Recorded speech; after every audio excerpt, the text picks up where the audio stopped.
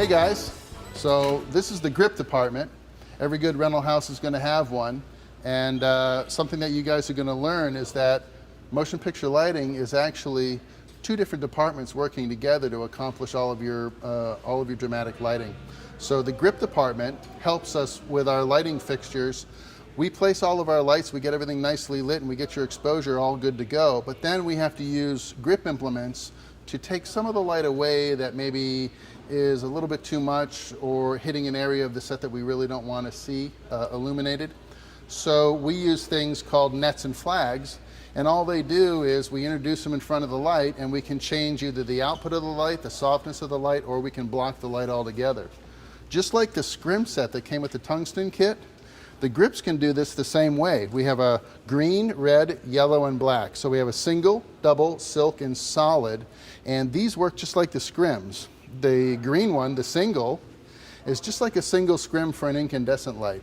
And what we do is we introduce it into the beam of light from the top or the side or overall, and we can reduce the output of the fixture by 25%. If we do that with the red guy, that's the double. And the grips call this a 18 by 24 open double. And what this will do is reduce the output of the light by 50%, okay, or 1 f-stop on your lens. So if you're taking an exposure correction for the single or the double, the single's a half stop and the open double is a full stop correction on the lens. And it is introduced top, side, bottom, or overall to control the amount of output of the fixture. The silk does a job similar to the diffusion gel that we put on the light. We're going to show them when we go to the expendable department. But the silk softens up the output of the light as well. And because these are open frames, this part of the grip item goes into the beam of light, and it produces a softer shadow than you'd get if you used the hard side of the open net or the open silk. This would cast a shadow. So we have a soft edge that we introduce from the top, the side, or the bottom to soften or change the output of the fixture as well. Now, I want to show you, hold on to that for a moment.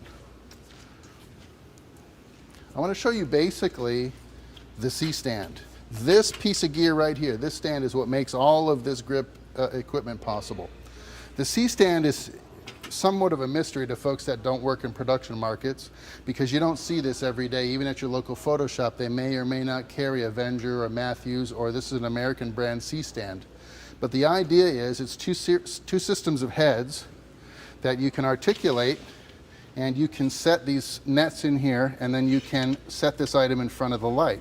So the first thing I want to do is I want to set the C-stand in front of my work with the large leg out in front of me. This is the leg that eventually we're going to put a sandbag on when we're ready to lock this thing off. The next thing I want to do is I want to make sure that my heads are facing me in a way that I can manipulate all of the handles correctly without having to reach around or get anything knotted up.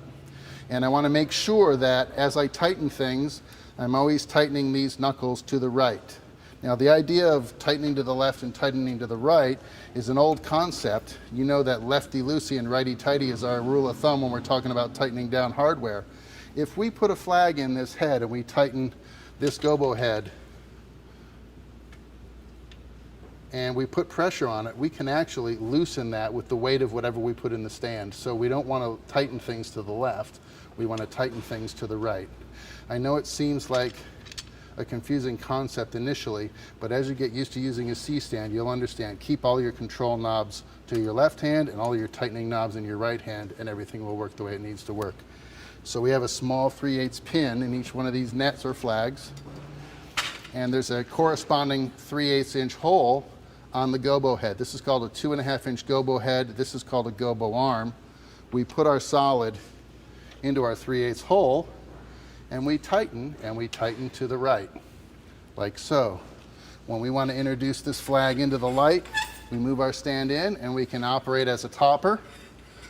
So if we want to chop just the top of the beam out of what we're seeing on the set, we can do that with a topper. If we want to rig this light as a sider, I'll extend my arm out at a 45. I'm going to lower my flag in at a nice straight vertical angle, and then I'm going to walk over to the left or right side, whatever side of the light that I'm working on, and I'm just going to introduce this slider and slide it in with my foot.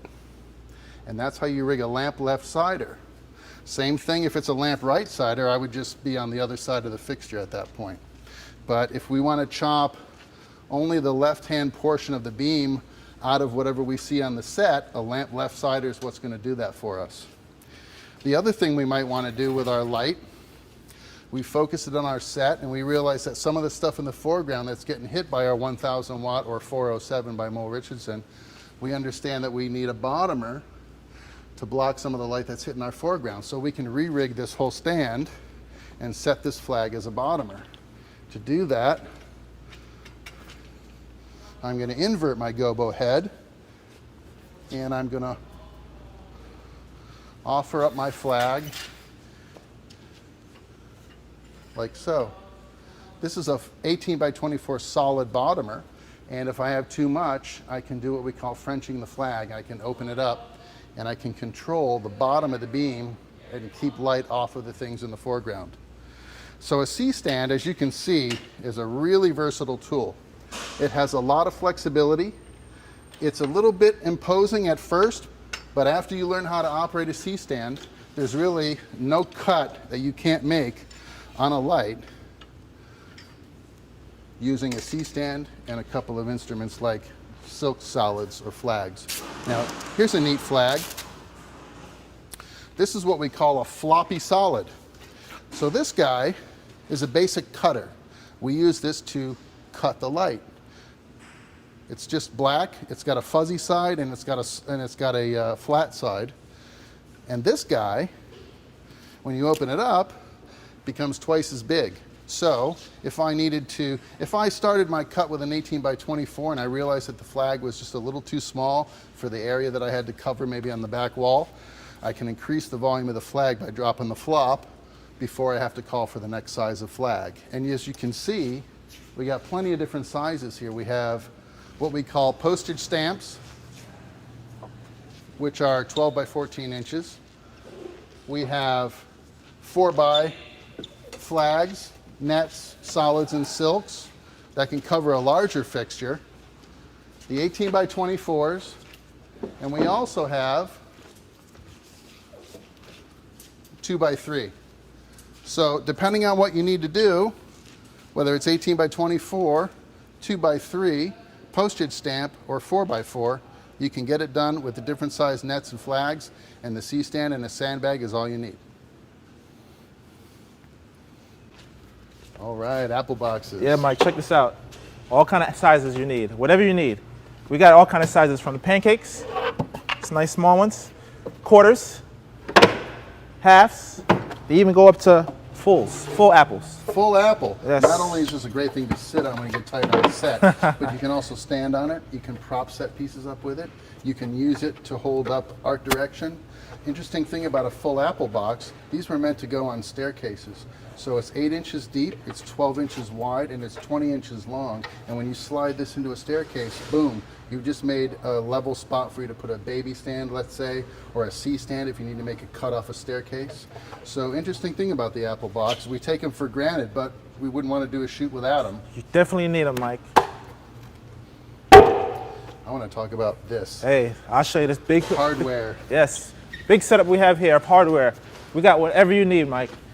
All kind of things. So if I need a clamp, this is where you got to go. You got C-clamps, bar clamps, grid clamps, pipe hangers, offsets, and everybody's favorite, the Cardellini. Oh, yes, yes. We got a couple of Cardellinis in there, I guess. Yes, we do. Check it out. This particular one is a center jaw Cardellini. Really great clamp, very versatile. Whatever you need to clamp down. It even has a baby split at the end. So we can bite onto anything we have to. It's got a recess, so we can grab round objects like pipe and railings. It can also be used in the flat portion of the jaws so we can grab things like rafters and 2x4s, lumber of any kind, a tabletop, let's say, although don't do it on any kind of a tabletop where you might scratch or damage it, like something that's polished wood or glass, without putting a little bit of tape or a little bit of piece of Duvetine or something in there to protect the surface. But then you've got your 5/8 pin, so you can mount your light to it, you can mount a gobo head to it, you can mount a variety of different things to this 5/8 pin, all from the grip hardware that you see here. Right.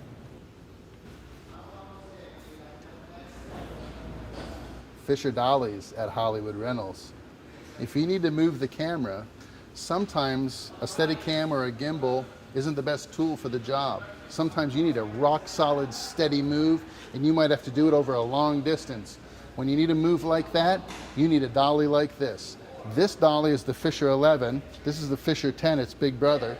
And these dollies can hold a camera up to 75, 100 pounds. 100 pounds. And everything down to your basic FS700 if need be.